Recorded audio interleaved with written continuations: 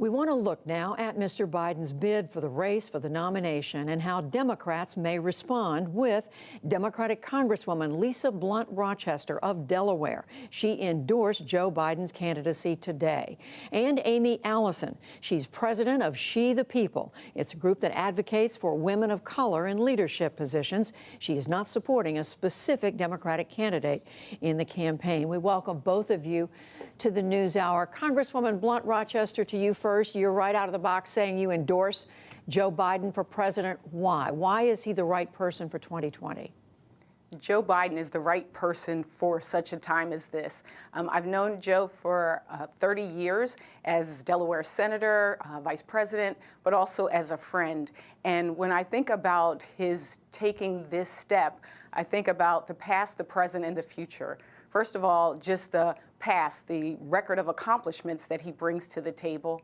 The present, that we are living in a time, as his video showed earlier today, where incidents like Charlottesville are happening and where we are seeing just an abuse of power. And so he's focused on the present, but also because he cares about the future of this country. And so I'm excited.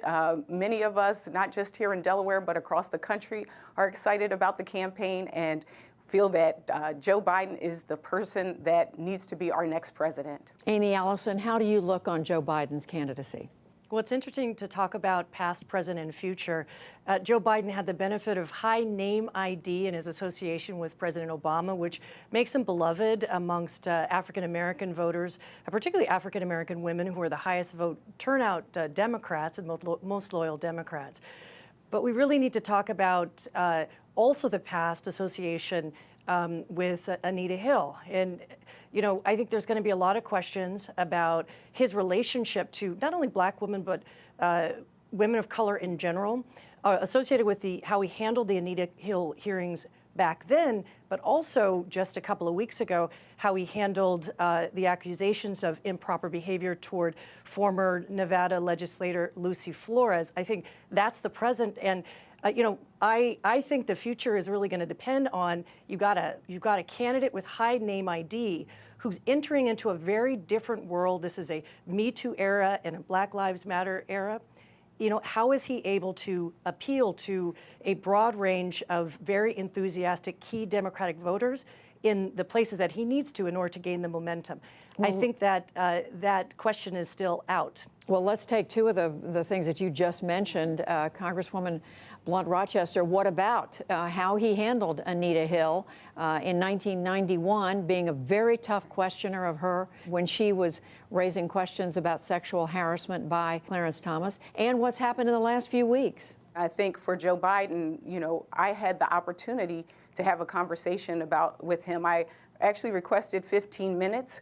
I was granted a half an hour, but we stopped and talked for 2.5 hours about a lot of issues, because he believes as well that this is not fait accompli, that this is something that he has to earn. As was said by Aimee, Black women are the loyalist Democratic voters. We are the active Democratic voters, and we have also said that we want a seat at the table. And so I think what people need to look at as we go into this next couple of months is a few things. Number one, his experience. Well, number two, what are his policies? And number three, who does he hire? Who does he bring around the table as well?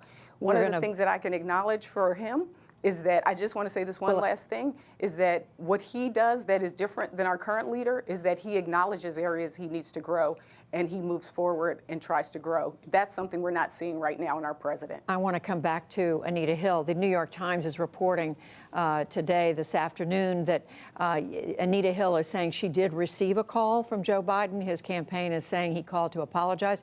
She's saying, and I'm quoting, she was deeply unsatisfied with what they talked about. Is that going to linger as an issue, Aimee Allison? Yes, it will.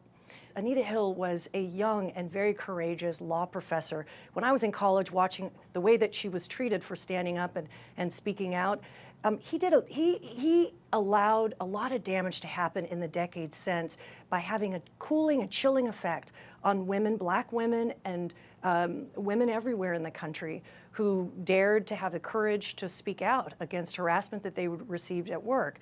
I think there's an accounting that needs to happen on the part of Joe Biden to directly address it. So it starts with a simple apology, but needs to have very important plans that go with it. I mean, it's good that his campaign called, but if Anita Hill's not satisfied, well, I'm telling you, for women of color, we're not satisfied either.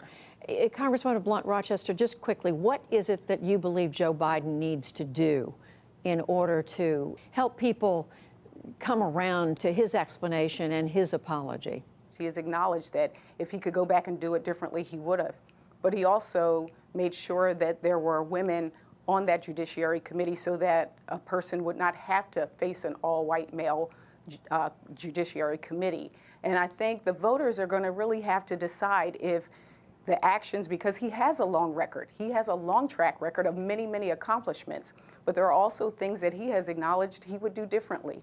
And it's going to really be up to the voters to decide. And it's also going to be incumbent upon him. He wants to earn people's vote. He wants to do that. I just want to ask both of you, finally, in an era when there are younger candidates, female candidates, candidates of color, why is Joe Biden the right choice here or not? I mean, how much should it matter that he's older, that he's white, and that he's a male? Aimee Allison?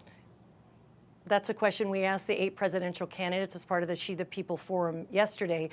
We had candidates like Elizabeth Warren. The senator walked into a lukewarm reception, and 20 minutes later, standing ovation, she'd won over the hearts and minds of the thousands of people in that room.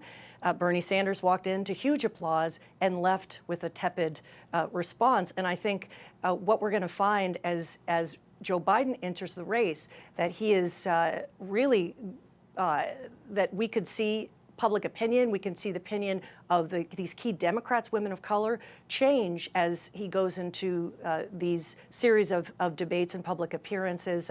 And we'll see, because women of color are looking for strong advocates for gender, racial, and economic justice. And the question is, can Joe Biden earn his vote in a crowded, rich field of strong candidates? What about this question, Congresswoman Blunt Rochester? Well, I'm an example that representation does matter. And it is important that we have a seat at the table. I think what Joe Biden has demonstrated over the course of his career is, whether it's on the issues of civil rights, whether it's on the issues of human rights or women's rights, he stood up.